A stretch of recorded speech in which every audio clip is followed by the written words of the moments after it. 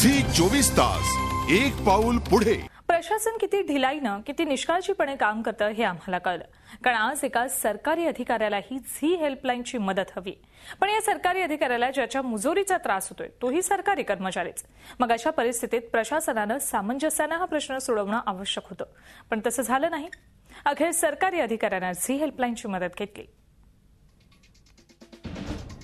सहानुभूतीच्या जोरावर एकाला मिळालेला फायदा दुसऱ्यासाठी तोट्याचा ठरू शकतो।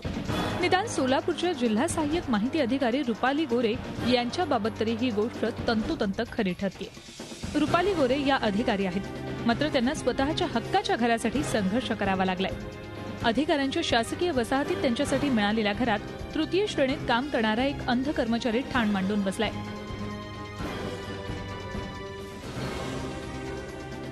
गोरे यांनी त्या फ्लॅटचा नियमानुसार ताबा मिळवण्याचे अनेक प्रयत्न केले, मात्र त्याचा काहीही उपयोग झाला नाही।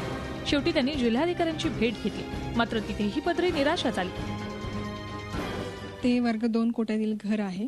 पे स्केल प्रमाणे मला ते अलॉट झालेलं आहे आणि जुलै 2012ला अलॉट झाल्यापासून मला आणखीन ताबा नाही। मी याचा गेले 6 महिन्यापासून पाठपुरावा करत आहे, पण अद्याप अजून मला ते मिळालेलं नाही ताब्यात। सरकारी पातळीवर काहीही होत नाही म्हटल्यावर रुपाली गोरे यांनी झी हेल्पलाईनकडे दाद मागितली। गोरे यांच्या तक्रारीनंतर झी हेल्पलाईनची टीम सोलापुरात पोहोचली। गोरे यांना घेऊन टीम पोहोचली शासकीय वसाहतीत।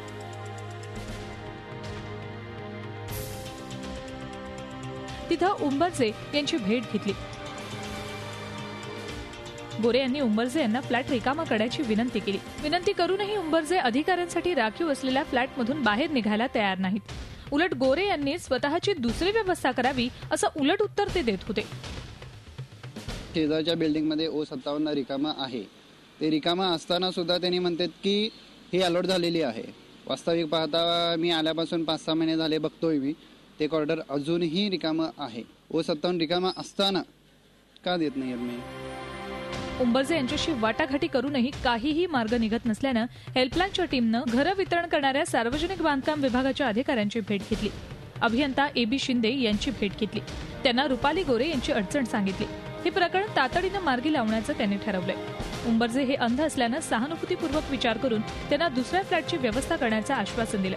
शिवाय रुपाली गोरे यांच्यासाठी तातडीनं फ्लॅट रिकामा करण्याचे आदेशही दिले। कर्मचाऱ्यांकडून सदरचा घर रिकामा करण्याबाबत जिल्हाधिकारी साहेबांचे आदेश घेतलेले आहेत आणि नियमाप्रमाणे आणि कायदेशीरप्रमाणे ती कारवाई करून ती खाली करून घेण्यात येईल आणि गोरे मॅडमला अलॉट करण्यात येईल। तृतीय श्रेणी कर्मचारी असूनही उंबरजे यांच्यासाठी अधिकाऱ्यांना राखीव असलेल्या फ्लॅटची व्यवस्था करण्यात आली।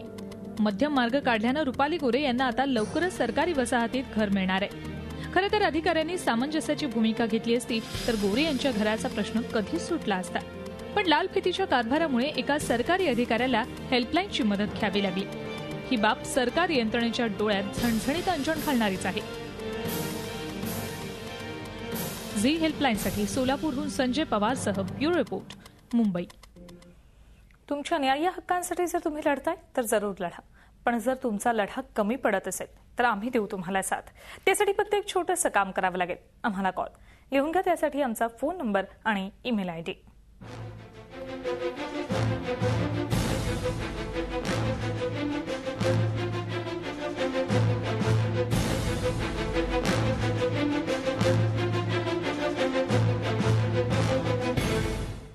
आपण पुन्हा भेटणारच आहोत तुमच्या समस्या सोडवण्यासाठी, तुमच्या न्याय्य हक्कांसाठी।